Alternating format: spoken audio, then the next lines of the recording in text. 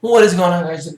Jonas Scott here, your host at Procure Entertainment. I'm sorry, I almost got my intro mixed up with a different YouTube channel I'm a part of. I can leave that in the description as well. Today's video is something special because I've wanted to actually do this video for a while because even I didn't really know this information until very recently, so I was like, I might as well make a video just in case maybe you're in the same boat and you're, in that era of starting to learn how to drive, getting your first car like myself. Key ignition versus push button ignition. Now, at the moment, you're seeing a Volkswagen key ignition vehicle right now at this picture, and personally, that's what I'm going to get in the end because I don't trust the push buttons myself. You never know when you're just gonna drive down the road all of a sudden you're going 80 miles an hour or however fast your highway is, and just gonna shut off all of a sudden, and I don't trust it. I don't know, it's very paranoid. I'm paranoid when it comes to cars. Anyway, but there are also things with the key ignition that do have issues. So anyway, moving on.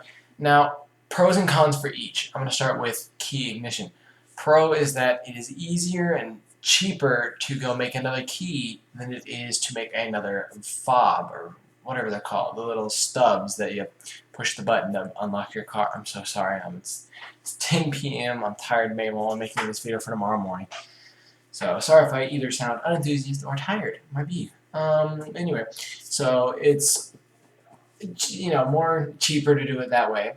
Another thing is that while yes, it would be easier to use just the button to turn, you also don't have that possibility because there has been one or two occasions where it actually has turned off while driving. Luckily, both of these were in a testing facility and a controlled facility, and nobody was hurt as it was just test dummies. But I just feel like it's a safer choice.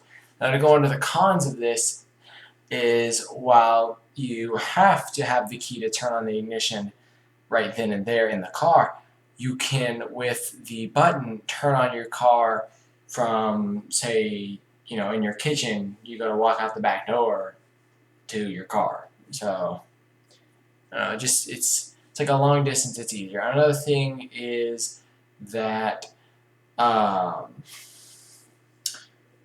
it can be safer because while it is expensive to replace the fob, I believe it's called. I'm just going with that. Which you push the button to turn on your car. It's also safer because of the fact that it's honed in on that one fob. That your fob is the only one that can unlock the car. It's the only signal, one signal that goes through. While yes, it is more expensive, but it is safer. So maybe it's worth a few extra bucks or a couple, a couple hundred. I don't know. It's not $100, but it feels like that. But I will be right back with another picture, and I will show you what a push button looks like. So that's the key ignition. We're going to be right back with the push. Okay, welcome back. So this is the stop-start engine little button that I'm referring to, and that's the fob. The little thing that I believe she, I don't know, I'm just going off the nails, is holding is your fob. It's a Nissan 2012 Juke, I believe, that they're in right now. So you have your alarm, your unlock, and your lock. And it is only honed into that signal.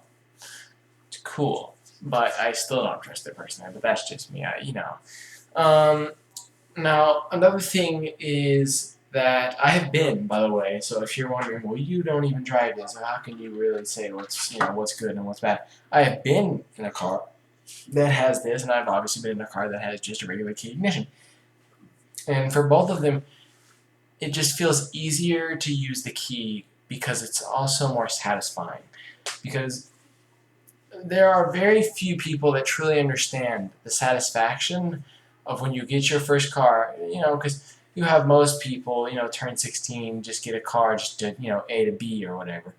Get your Toyota Camry, grocery getter, as a fellow YouTuber, Belated Angel, shout out to you, big fan, would call them, your Toyota Camrys and your Honda Civics. Things that are just there to go from A to B. Now, obviously, there are definitely Honda Civics that can be souped up and very nice. So don't ever, I used to when I was younger, about a year ago, call out Honda Civics. I was like, Honda Civics this, but that's only because my older brothers were like, oh, they're terrible. But I didn't really understand why they were terrible. I was just being told they were terrible, so I thought they were terrible. But now I understand the error of my ways. But I will always dislike Priuses. That's my own opinion. I'm sorry. Maybe one day I'll do a video on a Prius, and maybe it'll change my mind too. But until the day that a Prius, becomes cool in the Fast and Furious, so maybe we'll talk. I don't know. Anyway, but yeah, so that is today's episode of Pit Crew Entertainment. Is my opinion on the stop and start engine button versus the key ignition switch. And at the end of the day, you just always go with a key, because you will never get that satisfaction of getting in your first car for the very first time, turning that switch and going. Just turn in that ignition key and boom, down the road to wherever you gotta go. It's a great feeling. But yes, thank you guys for watching. I do hope you enjoyed this video. I hope you love the information. If you have a video you would like to see, whether it be about engines, specific parts, underglow, modifications, another car, I think the next video is going to be back with the Let's Look. I think I already have 2 different cars lined up, so we'll do that video next, a video about parts like this one, and then probably we'll go back to that, and then a few videos that aren't either of these, and we'll go on to something special. But anyway, thank you guys again. Leave likes, please subscribe for more, hit the bell to know when our next video comes out, just in case you don't want to miss. We're going to get a Twitter account soon, hopefully. I just got to get the emails to work, and we will see you guys in the next one. Have a good day or good night, drive safe, and always wear a seatbelt.